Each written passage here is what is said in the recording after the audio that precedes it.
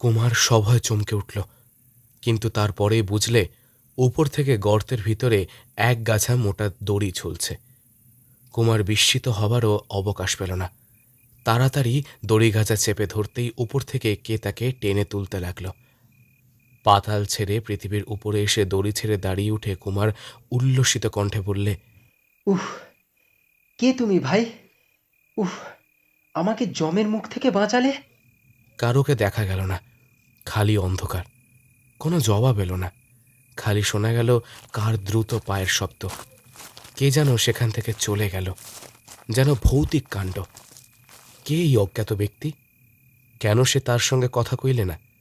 কেন সে পরিচয় দিল না? কেন সে তাকে বাঁচিয়ে এমন করে চলে গেল? এ কি আশ্চর্য রহস্য!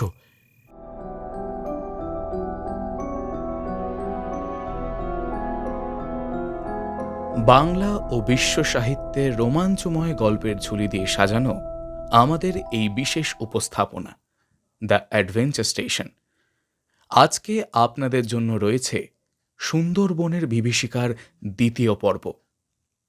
সুন্দরবনের কাছাকাছি মানুষপুর গ্রামে প্রতি অমাবস্যার রাতে গহনা পরা মহিলারা রহস্যজনকভাবে নিখোঁজ হতে থাকে। এই খবর বিমল আর কুমারের কানে যেতেই তারা বেরিয়ে পড়ে এই রহস্য সমাধানের উদ্দেশ্যে। পৌঁছে তারা কিছু প্রমাণ পেয়ে মনে করতে থাকে যে এই কাজ কোনো বাঘের। রাতের বেলা বেরিয়ে তারা শিকার করছে একের পর এক মহিলাকে। কিন্তু তাদের খটকা লাগে যে বাঘ বেছে বেছে শুধু মহিলাদেরই মারছে কেন? এর পিছনে কোনো বাঘই রয়েছে নাকি লুকিয়ে আছে অন্য কোনো হাত? শুরু হচ্ছে আমাদের আজকের উপস্থাপনা, সুন্দরবনের বিভীষিকার দ্বিতীয় পর্ব। গল্প পাঠে এবং গল্পের সূত্রধরের ভূমিকায় আমি সৌমিক। ঠিক সেই মুহূর্তে দূর থেকে সুতীক্ষ্ণ ফুটবল বাঁশির আওয়াজ শোনা গেল। চন্দ্রবাবু সচমকে বলে উঠলেন, আমার গুপ্তচর বাঁশির সংকেতে জানিয়ে দিল যে ভুলু ডাকাতের দল এই দিকেই আসছে। তারা আসছে নিশ্চয়ই মোহনলাল বাবুর বাড়ি লুট করতে, বুঝলে? কিন্তু কিন্তু মোহনলাল বাবু কোথায় গেলেন? আর পটল বাবুই বা কোথায়? মোহনলাল ও পটলবাবু একেবারে অদৃশ্য। বোধহয় ভুলু ডাকাতের নাম শুনেই ভয়ে তারা চম্পট দিয়েছেন। হ্যাঁ, তাই হবে। এসো কুমার, আমরাও এই ঝোপটার ভেতরে গিয়ে অদৃশ্য হই। বলেই কুমারের হাত ধরে টেনে চন্দ্রবাবু পাশেই একটা জঙ্গলের মধ্যে প্রবেশ করলেন। বিপদের উপরে বিপদ। ঠিক সেই সময় আকাশের অন্ধকারে মেঘগুলো যেন ছ্যাদা হয়ে গেল। ঝুপঝুপ করে মুষলধারের বৃষ্টি ঝরে নিরানন্দের মাত্রা যেন পূর্ণ করে তুললে। চন্দ্রবাবু বললেন, কুমার, তোমার বন্ধুকে টোটা পুড়ে নাও। এবারে আর বাঘ নয়, হয়তো আমাদের মানুষ শিকারি করতে হতে হবে। সে অভ্যাস আমার আছে। এর আগেও আমাকে মানুষ শিকার করতে হয়েছে। সে কি বৃষ্টি! ফোঁটা ফোঁটা করে না, অন্ধকার শূন্যের ভিতর থেকে যেন এক বিরাট প্রপাত হুড়হুড় করে জল ঢালছে আর ঢালছে। চন্দ্রবাবুর সঙ্গে কুমার যে ছোপটার ভিতরে গিয়ে আশ্রয় নিলে, সেটা ছিল ঢালু জমির উপরে। অল্পক্ষণ পরেই তাদের প্রায় কোমর পর্যন্ত ডুবিয়ে দিল কলকল আওয়াজে জলধারা ছুটতে লাগল। চন্দ্রবাবু বিরক্ত কণ্ঠে বললেন, কপাল যাদের নেহাত পোড়া তারাই পুলিশে চাকরি নেয়। শ্যাল কুকুরেও আজকের বাইরে নেই, আমরা তাদেরও অধম। কুমার তড়াক করে এক লাফ মেরে বললে, আহ, কি মুশকিল! সাপের মতো কি একটা আমার গায়ের উপর দিয়ে সাঁত করে চলে গেল। খুব সাবধান কুমার, হ্যাঁ খুব সাবধান। বর্ষাকালে সুন্দরবনের সাপের বড় উৎপাত। একটা ছোবল মারলেই ভবলীলা সাঙ্গ একেবারে। হ্যাঁ, দেখো ওই দেখো, ওই দেখো। মাঝে মাঝে ইলেকট্রিক টর্চ জ্বালিয়ে কারা সব এদিকেই আসছে। এ নিশ্চয়ই ভুলু ডাকাতের দল। ভুলু ডাকাতকে আপনি কখনো দেখেছেন? কেউ কোনোদিন তাকে দেখেনি। সে নিজে দলের সঙ্গে থাকে না, দলের সঙ্গে থাকে কালু সর্দার। সে ভুলুর হুকুম মতো দলকে চালিয়ে নিয়ে বেড়ায়। কালু সর্দারকে আমি দেখেছি। সে যেন এক আস্ত মাংসের পাহাড়। মানুষের দেহ যে তেমন বিপুল হতে পারে, না দেখলে আমি তো বিশ্বাসই করতুম না। কালুর গায়ে জোরও তেমনি। শুনেছি সে নাকি শুধু হাতে এক আছাড়ে একটা বাঘকে বধ করেছিল। একবার সে পুলিশের হাতে ধরাও পড়েছিল, কিন্তু রাত্রিবেলায় হাজত ঘরের দেওয়াল থেকে আস্ত একটা জানলা উপড়ে ফেলে চম্পট দিয়েছে। চন্দ্রবাবুর কথা শুনতে শুনতে কুমার দেখতে লাগলো 40-50 হাত তফাত দিয়ে ডাকাতের দল ধীরে ধীরে অগ্রসর হচ্ছে। তাদের কারোকে দেখা যাচ্ছিল না বটে, কিন্তু বিজলি মশালগুলোর আলো দেখে বেশ বোঝা যাচ্ছিল তাদের গতি কোন দিকে। দু একটা আশ্চর্য রহস্যের কিনারা আমিও করতে পারছিলাম। ভুলু ডাকাতের দল ডাকাতি করতে বেরোয় কেবল আমাবস্যার রাত্রে, আর যে অঞ্চলেই তার দল ডাকাতি করতে যায় সেখানেই বাঘের বিষম অত্যাচার হয়। বাঘের সঙ্গে যেন ষড়যন্ত্র করেই তারা ডাকাতি করতে যায়। একবার একজন সাহেব গোয়েন্দা ভুলুকে ধরতে এসেছিল, কিন্তু শেষটায় বাঘের কবলেই তার প্রাণটা যায়। লোকে মুখে শুনেই বাঘই নাকি ভুলোর ইষ্ট দেবতা, রোজ নাকি সে বাঘ পুজো করে। বাঘ পুজো? হ্যাঁ, সুন্দরবনে এটা কিছু নতুন কথা নয়, অনেকেই এখানে বাঘকে পুজো করে। ওই দেখুন দেখুন দেখুন, ডাকাতের দল অন্যদিকে যাচ্ছে। এই দিকেই মোহনলালের বাসায় যাওয়ার পথ। ওরা যে মোহনলালের বাসার দিকেই যাবে এটা আমি আগেই আন্দাজ করেছিলাম। পটলবাবুর সন্দেহ ভুল। মোহনলাল যদি ভুলুর দলের লোকই হতো তাহলে ডাকাতরা কখনোই তার বাড়ির দিকে লুট করতে আসতো না। এখন আপনি কি করবেন? পকেট থেকে একটা বাঁশি বার করে চন্দ্রবাবু বললেন, এইবারে আমি বাঁশি বাজাবো। ডাকাতরা জানে না ওরা আজ কি ফাঁদে পা দিয়েছে। আমি বাঁশি বাজালেই আমার দলের লোকেরা ওদেরকে ঘেরাও করে ফেলবে। কুমার, কুমার প্রস্তুত হও। হ্যাঁ। চন্দ্রবাবু বাঁশি বাজাতে উদ্যত হলেন। সেই মুহূর্তে তীব্র স্বরে একটা ফুটবল বাঁশি বেজে উঠল, কিন্তু সে চন্দ্রবাবুর বাঁশি নয়। ডাকাতদের বিজলি মশালগুলো এক পলকে নিভে গেল। চন্দ্রবাবু এক লাফে ঝোপের বাইরে এসে বললেন, এ কি, ও বাঁশি কে বাজালে? আরে ডাকাতদের সাবধান কে করে দিলে? বলতে বলতে তিনিও বাঁশিতে ফু দিলেন। একবার, দুবার, তিনবার। জঙ্গলের চারিদিকে পুলিশের লণ্ঠন জ্বলে উঠল। চারিধারে ঝোপঝাপ থেকে দলে দলে পুলিশের লোক বেরিয়ে এলো। তাদের কারোর হাতে বন্দুক, কারোর হাতে লাঠি। ডাকাতরা পালাচ্ছে, ওদের আক্রমণ করো। ওইদিকে ওইদিকে, শিগগির শিগগির। চন্দ্রবাবু ও কুমার রিভলভার ও বন্দুক ছুটতে ছুটতে ডাকাতরা যেদিকে ছিল সেই দিকে ছুটতে লাগলেন। কিন্তু যথাস্থানে উপস্থিত হয়ে চন্দ্রবাবু ডাকাতদের কারোর টিকিট পর্যন্ত দেখতে পেলেন না। দারুণ বৃষ্টিতে মাটির উপর দিয়ে যেন বন্যা ছুটছে। এলোমেলো ঝোড়ো হাওয়ায় বন জঙ্গল উচ্ছৃঙ্খল ভাবে তুলছে। বিজলি মশালের সীমানার বাইরে অন্ধকার জমাট বেঁধে রয়েছে। এর মধ্যে ডাকাতরা যে কোথায় কোন দিকে গা ঢাকা দিয়েছে তা স্থির করা অসম্ভব বললেই চলে। না, আজও দেখছি কাদা ঘেটে মরাই সার হলো। কিন্তু কিন্তু কোন রাস্কেল বাজি বাজিয়ে তাদের সাবধান করে দিল সেটা তো বোঝাই যাচ্ছে না। বোধহয় ডাকাতদের কোনো চর বনের ভিতরে লুকিয়ে থেকে আমাদের গতিবিধি লক্ষ্য করছিল। সম্ভব, কিন্তু আর এখানে অপেক্ষা করে লাভ নেই। চলো আমরা। চন্দ্রবাবুর কথা শেষ হবার আগেই হঠাৎ পাশের জঙ্গলের ভিতর থেকে দুখানা বড় বড় কালো হাত বিদ্যুৎ বেগে বেরিয়ে এলো এবং পর মুহূর্তে তারা কুমারকে ধরে শূন্যে তুলে নিয়ে আবার অদৃশ্য হয়ে গেল। কুমার একটা চিৎকার করবার অবসর পর্যন্ত পেল না। বিস্ময়ের প্রথম ধাক্কাটা সামলে নিয়ে কুমার নিজেকে মুক্ত করবার চেষ্টা করলে সঙ্গে সঙ্গে সেই মহাবলবান অজ্ঞাত শত্রু তার দেহ ধরে এমন এক প্রচণ্ড ঝাঁকুনি দিল যে তার সমস্ত জ্ঞান বিলুপ্ত হয়ে গেল। নিচে কলকল করে জলের বন্যা ছুটে চলেছে। ওপরে ঝড়ের তোড়ে নিবিড় গাছপালার ভিতর দিয়ে যেন শব্দের বন্যা ডেকে ডেকে উঠছে এবং এ সমস্তকে গ্রাস করে নীরবে বয়ে যাচ্ছে যেন অন্ধকারের বন্যা। এরই মধ্যে কুমার কখন জ্ঞান ফিরে পেল, অনুভবে বুঝল তার দেহটা দুমড়ে কার কাঁধের উপরে পড়ে রয়েছে। সে একটু নড়বার চেষ্টা করতেই একখানা লোহার মতো শক্ত হাতে তাকে টিপে ধরে কে কর্কশ্বরে বললে, চুপ! ছটফট করলেই টুটি টিপে মেরে ফেলবো। তার হাতের চাপেই কুমারের কোমরটা বিষম ব্যথায় টনটনি উঠল। ভীমের মতো গায়ের জোর কে এই ব্যক্তি? কাঁধে করে কোথায় তাকে নিয়ে যাচ্ছে? কুমারের ইচ্ছে হলো তার মুখখানা একবার দেখে নেয়, কিন্তু যা ঘুটঘুটে অন্ধকার। পায়ের শব্দে বুঝলে তার আশেপাশে আরো অনেক লোক আছে। কে এরা? ভুলু ডাকাতের দল। কিন্তু এত লোক থাকতে এরা তাকে বন্দি করলে কেন? তাকে নিয়ে এরা কি করতে চায়? অন্ধকারের ভিতর থেকে কে বললে, বাপরে বাপ, এত অন্ধকার তো কখনো দেখিনি। পথ চলা যে দায় হয়ে উঠল। আলো জ্বালাবো নাকি? খবরদার নিশে, আলো জ্বালবার নাম মুখেও আনিস নে। পুলিশের লোক যদি পিছু নিয়ে থাকে তাহলে আলো জ্বাললেই ধরা পড়বি। তারপর এই ছোকরাকে আমি আমার মুখ দেখাতে চাই না। ওকে মুখই বা দেখাবে কেন? আর অমন করে বই বা মরছো কেন? দাও না একা ছাড়ে সাবার করে। ভোদা বেটার বাপ ছেলের ঠিকই নাম রেখেছিল। ভোদা নইলে অমন বুদ্ধি হয়? হ্যাঁ, ওরে গাধা, আমি কি শখ করে ওই ছোড়াটাকে ঘাড়ে নিয়ে বয়ে মরছি? ওকে নিয়ে গিয়ে তোমার কী লাভ হবে? ওরে বেটা ভোঁদা, তোর চেয়ে ভোঁদরও চালাক দেখছি।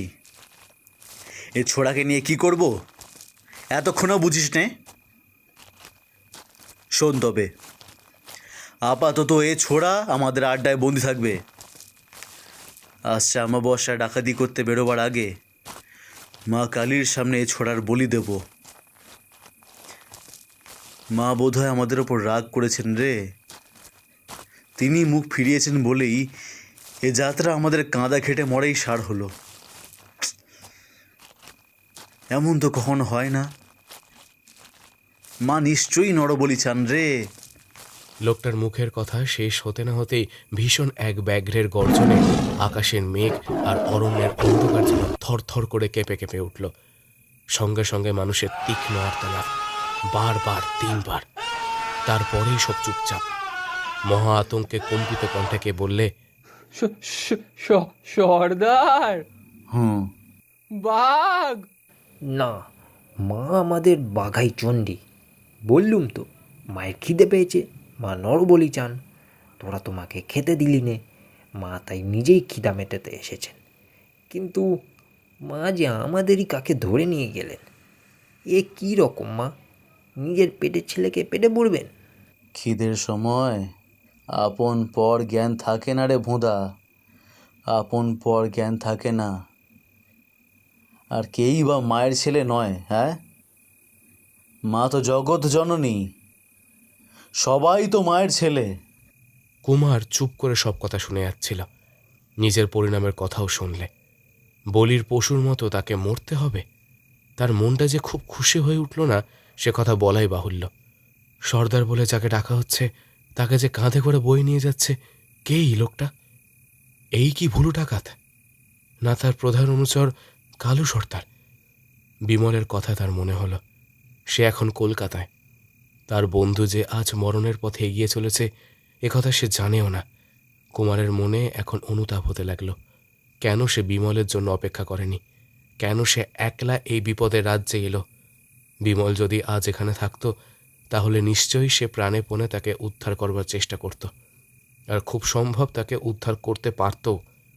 হয়তো আচম্বিতে কী যে হলো, কেবল এইটুকুই তার মনে হলো। অন্ধকারের ভিতর দিয়ে হুশ করে সে নিচের দিকে নেমে গেল। তারপরে ঝপাং করে একটা শব্দ। সঙ্গে সঙ্গে বুঝলে সে আর মাটির উপরে নেই, জলের ভিতরে গিয়ে পড়েছে। একেবারে এক গলা জল। যে লোকটার কাঁধে চড়ে এতক্ষণ সে যাচ্ছিল, সেও এখন নিজেকে সামলে নিয়ে হাত রেসে বুঝলে তার সঙ্গের লোকটা একেবারে জলের মধ্যে অজ্ঞান হয়ে গেছে। না, উপর পানে তাকিয়ে দেখলে খালি খুটখুট করছে অন্ধকার, তাছাড়া আর কিছুই দেখা যায় না। আবার চারিদিক হাতড়ে হাতড়ে সে বুঝলে তারা একটা গভীর গর্তের ভিতরে গিয়ে পড়েছে। সুন্দরবনের বাসিন্দারা বাঘ ধরবার জন্যে বনের মাঝে মাঝে গর্ত করে গর্তের মুখটা ঘাসপাতা গাছপালা দিয়ে ঢেকে রাখে। এটা নিশ্চয়ই সেই রকম কোনো গর্ত। কুমার কান পেতে শুনতে লাগল। ডাকাতের কোনো সারা শব্দ নেই। তাদের সর্দার যে মা বাঘী চণ্ডীর বলি নিয়ে গর্তের মধ্যে কুপোকাত, একথা নিশ্চয়ই তারা বুঝতে পারেনি। অন্ধকারে অন্ধ হয়ে নিশ্চয়ই তারা এগিয়ে গিয়েছে। কিন্তু একটু পরেই তো তারা নিজেদের ভুরুম বুঝতে পারবে। তখন আবার তারা সদল বলে ফিরে আসবে। যদি পালাতে হয় তো এই হচ্ছে পালাবার সময়। কিন্তু চারিদিককার দেওয়ালে হাত বুলিয়ে কুমার বুঝলে দেওয়াল খাড়াভাবে উপরে উঠেছে। সাপ আর টিকটিকি না হলে তো বেয়ে উপরে ওঠা অসম্ভব। সে হতাশ হয়ে পড়ল। হঠাৎ উপরে কার দ্রুত পায়ের শব্দ হলো। মাত্র একজনের পায়ের শব্দ। কে? ডাকাতরা কি আবার ফিরে এলো তবে? কিন্তু তারা এলো তো দল বেঁধে ফিরে আসবে। তবে কি এ পুলিশের চর? ডাকাতদের পিছু নিয়েছে? যা তাকে কপালে, এই ভেবে কুমার চেঁচিয়ে ডাকলে, কে যায়? আমি গর্তের ভিতরে পড়ে গেছি, আমাকে বাঁচাও! কোনো জবাব পাওয়া গেল না। কুমার আবার চেঁচিয়ে বললে, আমি গর্তের মধ্যে পড়ে গেছি, আমাকে বাঁচাও! তখনও জবাব নেই। কিন্তু হঠাৎ কুমারের মুখের ওপরে কি একটা এসে পড়ল, ঠিক একটা সাপের মতো। কুমার সভয়ে চমকে উঠল, কিন্তু তারপরেই বুঝলে উপর থেকে গর্তের ভিতরে এক গাছা মোটা দড়ি ঝুলছে। কুমার বিস্মিত হবারও অবকাশ পেল না। তাড়াতাড়ি দড়ি গাছা চেপে ধরতেই উপর থেকে কে তাকে টেনে তুলতে লাগল। পাতাল ছেড়ে পৃথিবীর উপরে এসে দড়ি ছেড়ে দাঁড়িয়ে উঠে কুমার উল্লসিত কণ্ঠে বললে, উফ, কে তুমি ভাই? উফ, আমাকে জমের মুখ থেকে বাঁচালে। কারোকে দেখা গেল না, খালি অন্ধকার। কোনো জবাব এলো না, খালি শোনা গেল কার দ্রুত পায়ের শব্দ। কে যেন সেখান থেকে চলে গেল, যেন ভৌতিক কাণ্ড। কে এই অজ্ঞাত ব্যক্তি? কেন সে তার সঙ্গে কথা কইলে না? কেন সে পরিচয় দিল না? কেন সে তাকে বাঁচিয়ে এমন করে চলে গেল? এ কি আশ্চর্য রহস্য! খানিক তফাৎ থেকে অনেক লোকের গলার আওয়াজ শোনা যেতে লাগল। ডাকাতরা কি ফিরে আসছে? তারা বুঝতে পেরেছে সর্দার আর তাদের দলে কুমার নেই। কুমার বেশি কিছু না ভেবে অন্যদিকে দৌড় দিল। অমাবস্যা রাতে সেই রোমাঞ্চকর অ্যাডভেঞ্চারের পর কুমারের গায়ের ব্যথা মরতে গেল 1 সপ্তাহেরও বেশি। যারা গল্প শুনছেন অথচ এখনও সাবস্ক্রাইব করেননি, তাদের কাছে অনুরোধ, গল্প শুনে ভালো লাগলে চ্যানেলটি সাবস্ক্রাইব করতে ভুলবেন না কিন্তু। গল্পের পরবর্তী অংশ তাহলে শুরু করা যাক। সেদিন সকালবেলায় থানার সামনের মাঠে পায়চারি করতে করতে কুমার নানান কথা ভাবছিল। নানান ভাবনার মধ্যে তার সবচেয়ে বড় ভাবনা হচ্ছে, বাঘের গর্তের ভিতর থেকে যে তাকে সেদিন উদ্ধার করলে, কে সেই ব্যক্তি? নিশ্চয়ই সেই ডাকাতদের দলের কেউ না। গাঁয়ের ভিতরও কুমারের এমন কোনো বন্ধু নেই তার জন্যে যার এতটা মাথা ব্যথা হবে। এই রহস্যময় ব্যক্তি তার প্রাণ রক্ষা করলে, অথচ তাকে দেখাই বা দিলে না কেন? সে রাতের সব ব্যাপারের সঙ্গেই গভীর রহস্যের যোগ আছে। সে সচক্ষে বাঘ দেখলে, বন্দুক ছুড়লে, অথচ জখম হলেন পটলবাবু। বাঘের পায়ের দাগ রয়েছে, অথচ পটলবাবু বলেন সেখানে বাঘ আসেনি। কুমার মনে মনে এমনই সব নাড়াচাড়া করছে, এমন সময় দেখতে পেলে পথ দিয়ে হনহন করে এগিয়ে চলেছে মোহনলাল। মোহনলালও তাকে দেখতে পেয়ে থমকে দাঁড়িয়ে পড়ে বললে, এই যে নমস্কার কুমারবাবু, নমস্কার। শুনলাম নাকি আপনি খুব মস্ত বিপদে পড়েছিলেন। হ্যাঁ, কিন্তু হঠাৎ যেমন বিপদে পড়েছিলুম, তেমনি হঠাৎ উদ্ধারও পেয়েছি। আমি তো বরাবরই দেখে আসছি কুমারবাবু, বিপদের যারা তোয়াক্কা রাখে না, বুঝলেন তো, বিপদও যেন তাদের এড়িয়ে চলে। আগে হ্যাঁ, অন্তত আমার জীবনে বারবার তাই হয়েছে বটে। কিন্তু এত সকালে আপনি যাচ্ছেন কোথায়? একবার পটলবাবুকে দেখতে যাচ্ছি। সেদিন তো আর একটু হলেই পটলবাবু আপনার হাতেই পটল তুলছিলেন। নিতান্ত পরমায়ু ছিল বলে যাত্রায় বেঁচে গেলেন বেচারি। ভদ্রলোক কেমন আছেন সেই খোঁজ নিতেই চলেছি আর কি। হ্যাঁ, চলুন, আমিও আপনার সঙ্গী হব। আমার জন্য তার এই দুর্দশা, তার খবর নেওয়া আমার কর্তব্য। মোহনলালের সঙ্গে খানিক দূর অগ্রসর হয়ে কুমার শুধলে, আচ্ছা মোহনবাবু, সেদিন যে আমি সত্যি সত্যি বাঘ দেখে বন্দুক ছুঁড়েছি, এ বিষয়ে আপনার কোনো সন্দেহ আছে কি? না না, একটুও না, তার প্রমাণও দেখুন। বলেই সে পকেট থেকে কাগজের ছোট্ট এক মোড়ক বার করলে। মোড়কের ভিতরে রয়েছে এক গোছা লোম, বাঘের লোম। এ লোম আপনি কোথায় পেলেন? আপনার গুলি খেয়ে পটলবাবু যেখানে পড়ে ছটফট করছিলেন সেইখানে। লোমগুলোতে এখনো শুকনো রক্তও লেগে রয়েছে দেখছি। হ্যাঁ, আর এই থেকে বোঝাও যাচ্ছে আপনার গুলি বাঘের গায়েও লেগেছে। তা নাও হতে পারে, হয়তো পটলবাবুর আহত পায়ের রক্তই লোমগুলোতে লেগে আছে। না না কুমারবাবু, এ মানুষের রক্ত নয়। কিন্তু কি করে জানলেন আপনি? আমি পরীক্ষা করে দেখেছি। পরীক্ষা? শুকনো রক্তের দাগে কি লেখা থাকে যে তা মানুষ না পশুর রক্ত? থাকে কুমারবাবু, থাকে। আপনি কি বডেড রিয়াকশনের কথা শোনেননি? বডেড সাহেব একরকম পদ্ধতি আবিষ্কার করেছেন যার সাহায্যে শুকনো রক্তের দাগ পেলেই বলে দেওয়া যায় যে তা মানুষ নাকি পশুর। আর সে পদ্ধতি আপনি জানেন? বিলক্ষণ। সেই পদ্ধতিতেই পরীক্ষা করে বুঝেছি এ রক্ত মানুষের রক্ত নয়। কুমার বিস্ময় ও নিজের অজ্ঞতায় নির্বাক হয়ে রইল। তার চোখে মোহনলাল আজ নতুন রূপে ধরা দিলে। সে বেশ বুঝলে এ ব্যক্তি তো সাধারণ লোক নয়, নিশ্চয়ই এ অনেক ব্যাপারই জানে এবং বোঝে, এবং এ যে এখানে এসেছে নিশ্চয়ই তার মধ্যে কোনো গূঢ় কারণ আছে। খানিকক্ষণ পরে কুমার বললে, বাঘের ডাক শুনলুম, তাকে দেখলুম, গুলি করলুম, সে আহত হলো, তার রক্তও পাওয়া গেল, কিন্তু তারপর কর্পূরের মতো সে বাঘ কোথায় উবে গেল? সেইটাই তো হচ্ছে আসল প্রশ্ন।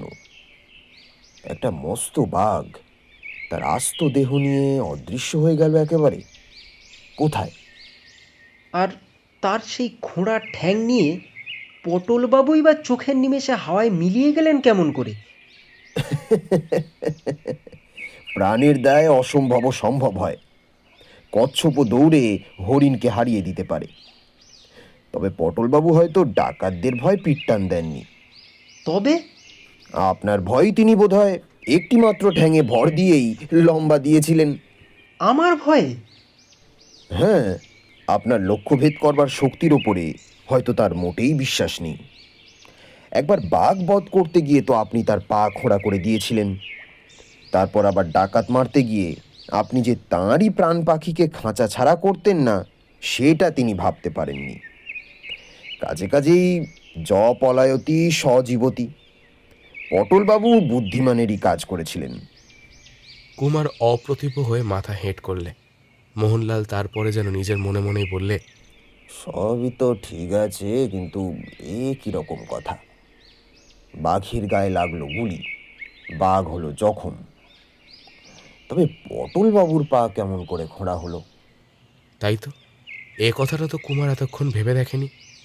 এও বা কেমন করে সম্ভব হয়? এখানকার সমস্ত কাণ্ডই যেন আজগুবি। এ বিপুল রহস্যের সমুদ্রে যেন কিছুতেই থই পাওয়ার জো নেই। তারা পটলবাবুর বাড়ির মুখে এসে হাজির হলো। পটলবাবুকে প্রথমে দেখে কুমারের যেমন মনে হয়েছিল শ্মশানের চিতার আগুনের ভিতর থেকে একটা মরা যেন দানয়ে পেয়ে জ্যান্ত পৃথিবীর পানে মিটমিট করে তাকিয়ে দেখছে, তেমনই পটলবাবুর বাড়িখানাকে দেখে কুমারের মনে হলো এ যেন কার বিজন সমাধি ভবন। চারিধারে ঝোপঝাড়, ঘন বাঁশঝাড়, পোড়ো জমি, এক কোণে একটা পচা ডোবা, মাঝখানে একটা পানা ধরা পুকুর। একসময় তারা সব দিকেই বাঁধানো খাটছিল, এখন তার একটাও টিকে নেই। সেই পুকুরেরই পূর্ব দিকে পটলবাবুর জীর্ণ পুরনো ও প্রকাণ্ড বাড়িখানা স্তব্ধ হয়ে দাঁড়িয়ে যেন ভাবছে এইবারে কবে সে একেবারে হুড়মুড় করে ভেঙে পড়বে। এ বাড়িকে কেবল বাড়ি বললেই ঠিক বলা হবে না, একে অট্টালিকা বলাই উচিত। 7 মহলা অট্টালিকা, কিন্তু তার এদিক থেকে ওদিক পর্যন্ত চোখ চালিয়ে খালি দেখা যায় নোনা ধরা ক্ষয়ে যাওয়া বালি খসে ইঁটগুলো যেন ছলা ওঠা গায়ের মতো লাল হয়ে আছে। অজগর সাপের মতন শিকড় দিয়ে দেওয়ালকে জড়িয়ে বড় বড় সব গাছ হাওয়ার ছোঁয়ায় শিউরে আর্তনাদ করে উঠছে। এক একটা গাছ এত বড় যে তার ডাল বেয়ে 8-10 জন মানুষ উঠলেও তারা নুয়ে পড়বে না। এ তো বাড়ি নয়, এ যে শহর। পটলবাবুর পূর্বপুরুষরা নিশ্চয়ই খুব ধনী ছিলেন। জানি না, তবে এইটুকু জানি যে এবারই পটলবাবুর পূর্বপুরুষের নয়। পটলবাবু এই গাঁয়ে এসে বাসা বেঁধেছেন মোটে 3 বছর। এই পোড়ো বাড়ি আর তার জমি তিনি জলের দরে কিনে নিয়েছেন। আচ্ছা, বাড়িখানাকে কিনে এর এমন অবস্থা করে রেখেছেন কেন? এত বড় বাড়ি মেরামত করতে গেলেও তো কত হাজার টাকা দরকার বলুন তো, তা কি বুঝতে পারছেন না? বাড়িখানার একটা মহলই পটলবাবুর জন্য যথেষ্ট। সেই অংশটুকু মেরামত করে নিয়ে পটলবাবু সেইখানেই থাকেন। কিন্তু এই বাড়ি আগেকার ছিল, আপনি কি জানেন? হ্যাঁ, সে খোঁজও আমি নিয়েছি। বাংলাদেশের অনেক বড় বড় জমিদারের পূর্বপুরুষ ডাকাত ছিলেন। প্রায় 300 বছর আগে এমনি এক ডাকাত জমিদার এই বাড়িখানা তৈরি করিয়েছিলেন। এরকম সেকেলে বাড়ির ভেতরে অনেক রহস্য থাকে। আমরা খোঁজ নিলে আজও তার কিছু কিছু পরিচয় পেতে পারি। বাড়ির সদর দরজা এমন মস্ত যে তার ভিতরে অনায়াসে হাতি ঢুকতে পারে। এতকাল পরেও দরজার লোহার কিল মারা পুরো পাল্লা দুখানা একটুও জীর্ণ হয়ে পড়েনি। মোহনলালের সঙ্গে সঙ্গে বাড়ির ভিতরে ঢুকে কুমার বললে, পটলবাবু কোন অংশে থাকেন আপনি জানেন তো? হ্যাঁ, তা জানি, কিন্তু তার আগে বাড়ির অন্যান্য মহলগুলো একবার বেরিয়ে এলে আপনার কষ্ট হবে কি? কিছু না বলতে কি, আমিও সেই কথাই ভাবছিলুম, কিন্তু পটলবাবুকে তো আগে সেটা জানানো দরকার একবার। কোনো দরকার নেই। পটলবাবুর মহল একেবারে আলাদা, তার দরজাও অন্যদিকে। এই মহলগুলোয় জনপ্রাণী বাস করে না, এগুলো এমনি খোলা পড়ে থাকে। এর মধ্যে যে কেউ ঢুকতে পারে। কত শেয়াল কুকুর আর সাপ যে এর ভেতরে বাসা বেঁধে আছে কে তা বলতে পারে? একে একে তারা ৩-৪টে মহল পার হলো। বাড়ির ভেতরে অবস্থাও তথই বছ। বড় বড় উঠান, দালান, চক মিলানো ঘর, কারুকাজ করা খিলান, কার্নিশ, থাম ও দরজা। কিন্তু বহুকালের অযত্নে আর কোথাও কোনো শ্রী নেই। ঘরে ঘরে বাঁদর দুলছে, চামচিকে উড়ছে, কোলা ব্যাঙ লাফাচ্ছে। পথ দিয়ে চলতে চলতে গেলে জংলি গাছপালা হাঁটু পর্যন্ত ঢাকা দেয়। ঘুমন্ত সাপ জেগে রেগে ফোঁস করে ওঠে। তফাতে তফাতে পলাতক জানোয়ারদের দ্রুত পদশব্দ শোনা যায়। মাঝে মাঝে সব অলিগলি সুড়িপথ, তাদের ভেতরে কোষ্ঠী পাথরের মতো জমাট বাঁধা ঘুটঘুটে অন্ধকার। কুমারের বারবার মনে হতে লাগলো সেই সব অন্ধকারের মধ্যে থেকে থেকে যেন ভীষণ সব চোখের আগুন জ্বলে জ্বলে উঠছে। সে হিংসুক ক্ষুধিত দৃষ্টিগুলো যেন মানুষের রক্তপান করবার জন্যে দিবারাত্র সেখানে জাগ্রত হয়ে আছে। আর সে কি স্তব্ধতা! সে স্তব্ধতাকে যেন হাত বাড়িয়ে স্পর্শ করা যায়। হঠাৎ কুমার বলে উঠল, দেখুন মোহনবাবু, মাটির দিকে চেয়ে দেখুন। মাটির পানে তাকিয়েই একটি লাফ মেরে মোহনলাল বলে উঠল, আমি কি চোখের মাথা খেয়েছি নাকি? এটা দেখতে না পেয়ে বোকার মতো এগিয়ে চলেছি। ছি ছি ছি ছি ছি ছি ছি। ভাগ্যিস আপনি দেখতে পেলেন। বলেই সে আগ্রহ ভরে মাটির উপরে হেঁট হয়ে পড়ল। মাটির উপর দিয়ে বরাবর এগিয়ে চলেছে বাঘের বড় বড় থাবার চিহ্ন। সেই পায়ের দাগ ধরে অগ্রসর হয়ে মোহনলাল আর কুমার গিয়ে দাঁড়ালো একটা সুড়ি পথের সামনে। সেখানে আবার নতুন ও পুরাতন অসংখ্য পায়ের দাগ। দেখলেই বেশ বোঝা যায় ব্যাঘ্র মহাশয় সেখানে প্রায় বেড়াতে আসেন। মোহনলাল বললে, পটলবাবুর এই রাজপ্রাসাদে যে এত বেশি বাঘের আনাগোনা, গাঁয়ের কেউ তো তা জানে না। চিড়িয়াখানার বাঘের ঘরে যেরকম দুর্গন্ধ হয়, সুড়িপথের গাঢ় অন্ধকারের ভিতর থেকে ঠিক সেই রকম একটা বিশ্রী বোটকা গন্ধ বাইরে বেরিয়ে আসছে। মোহনলাল একবার সেই ভয়াবহ সুড়িপথের ভিতর দিকে দৃষ্টিপাত করলেন। তারপর ফিরে কুমারের দিকে তাকিয়ে বললে, কুমার বাবু, এর ভেতরে ঢোকবার সাহস আপনার আছে? পরীক্ষা করে দেখতে পারেন। বেশ, তাহলে আমার সঙ্গে আসুন। বলেই মোহনলাল বিনা দ্বিধায় সেই অন্ধকারে অদৃশ্য বিপদ ও রহস্যপূর্ণ সুড়িপথের ভিতরে প্রবেশ করল, এবং তার সঙ্গে সঙ্গে এলো কুমার, অটল পদে, নির্ভীক প্রাণে। মোহনলাল যে একজন বিশেষ বুদ্ধিমান ও রহস্যময় ব্যক্তি, আজকে তার সঙ্গে ভালো করে কথা কয়ে কুমার এটা তো বেশ বুঝতে পারলই। তার উপরে তার বুকের পাটা দেখে সে অত্যন্ত অবাক হয়ে গেল। কুমার আরেকজন মাত্র লোককে জানে, এরকম মরিয়ার মতো সে এমনই মৃত্যু ভয় ভরা অজানা বিপদের মধ্যে ঝাঁপ দিতে ভালোবাসে। সে হচ্ছে তার বন্ধু বিমল। ছেলেবেলা থেকেই বিপদের পাঠশালায় সে মানুষ। কিন্তু মোহনলাল কেন যে যেচে এই মৃত্যু খেলায় যোগ দিয়েছে, কুমার সেটা কিছুতেই আন্দাজ করতে পারছে না। সেও কি তাদেরই মতো শখ করে নিরাপদ বিছানার আরাম ছেড়ে চারিদিকে বিপদকে খুঁজে খুঁজে বেড়ায়, না নিজের কোনো স্বার্থ সিদ্ধির জন্যেই অমাবস্যা রাতের এই ভীষণ গুপ্ত কথাটা সে জানতে চায়? কিন্তু এখন এসব কথা ভাববার সময় নয়। কি ভয়ানক সুড়িপথে! কয়েক পা এগিয়ে কুমার দেখলে গলির মুখ দিয়ে বাইরের একটুখানি যে আলোর আভা আসছিল, তাও অদৃশ্য হয়ে গেছে। এখন খালি অন্ধকার আর অন্ধকার। সে নিবিড় অন্ধকারের প্রাচীর ঠেলে কোনো মানুষের চোখই কোনো দিকে অগ্রসর হতে পারে না। সুড়িপথের দুদিকের এবড়ো খেবড়ো দেওয়াল এত বেশি স্যাঁতস্যাঁতে যে হাত দিতে কুমারের হাত ভিজে গেল। আর সেই জানুয়ারি বোটকা গন্ধ। নাকে খুব কষে কাপড় চাপা দিয়েও কুমারের মনে হতে লাগলো তার পেট থেকে অন্নপ্রাশনের ভাত পর্যন্ত আজ বোধহয় উঠে আসবে। মোহনলালের হাতে সেই অন্ধকারকে বিদীর্ণ করে হঠাৎ একটা ছোট্ট ইলেকট্রিক লণ্ঠনের উজ্জ্বল আলো জ্বলে উঠল। কুমার বুঝলে মোহনলাল রীতিমতো প্রস্তুত হয়ে এসেছে। মোহনলাল বললে, কুমারবাবু, আপনার কাছে কোনো অস্ত্র আছে? না। না, আপনি দেখছি আমার চেয়েও সাহসী। নিরস্ত্র হয়ে এই ভীষণ স্থানে ঢুকতে ভয় পেলেন না? আপনিও তো এখানে ঢুকেছেন, আপনিও তো বড় কম সাহসী নন। কিন্তু আমার কাছে তো রিভলভার আছে। বলেই মোহনলাল ফস করে হাতের আলোটা নিভিয়ে ফেললে। ও কি, আলো নেবালেন কেন? একবার খালি দেখে নিলুম পথটা কিরকম। অজানা পথ না হলে এখানে আলো জ্বালতুম না। শুধু শুধু শত্রুর দৃষ্টি আকর্ষণ করে কি লাভ? শত্রু? হ্যাঁ, এই পথের মাটির ওপর আলো ফেলে এইমাত্র দেখলুম এখানে খালি বাঘের পায়ের দাগই নেই, মানুষের পায়ের দাগও রয়েছে। একসঙ্গে বাঘের আর মানুষের পায়ের দাগ? বলেন কি? চুপ, আর কোনো কথা নয়।